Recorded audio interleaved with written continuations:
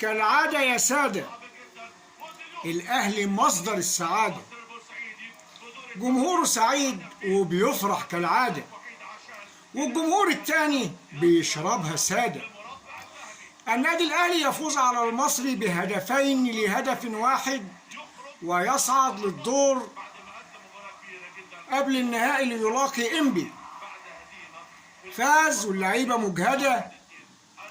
مجهدة بعد موسم طويل وإحراز 5 بطولات، ولكن الأهلي مصدر سعادة، دايما بيفوز وفي كل الظروف. وعلى الجانب الآخر وفي السعودية نادي الزمالك راح وجاي، لعب في المجموعة 3 مباريات وجاي، والناس بتقول لك قدم مباراة كبيرة وخرج بشرف. شرف ازاي وانت لعبت 3 مباريات وخرجت من المجموعة؟ خرجت من المجموعة خارج مذلول، مجموعة اسمها البطولة العربية، دورة البطولة العربية، خرجت منها من دوري المجموعات، خارج تذل الخيبة والخيبات. والنادي الأهلي طول عمره بطولات. على جميع السادة المسؤولين في مصر إخراج هذا النادي وسحب جنسيته من مصر، لأنه جلب العار لمصر ولكل المصريين.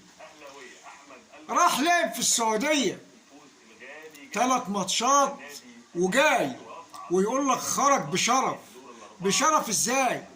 ده انت لا صعدت للدور الثاني ولا صعدت قبل النهائي ولا الدور ال8، وبيقول لك بيلعب في مجموعة قوية، الشباب والنصر، وانت مش قوي، انت مش فريق كبير بتلعب في وسط الكبار، تروح تلعب 3 ماتشات زيك زي اي فرقة راح ضيف شرف وتيجي رايح تفضحنا وتيجي، والاخر تطلع تزيط لما الاهلي يتعادل مباراة في بطولة وبياخدها، تطلع تزيط عشان يتعادل مباراة. النادي الاهلي يفوز على المصري نادي البطولات، والزمالك عايش في شتات. فضحنا في السعودية يا رجالة انتوا والستات.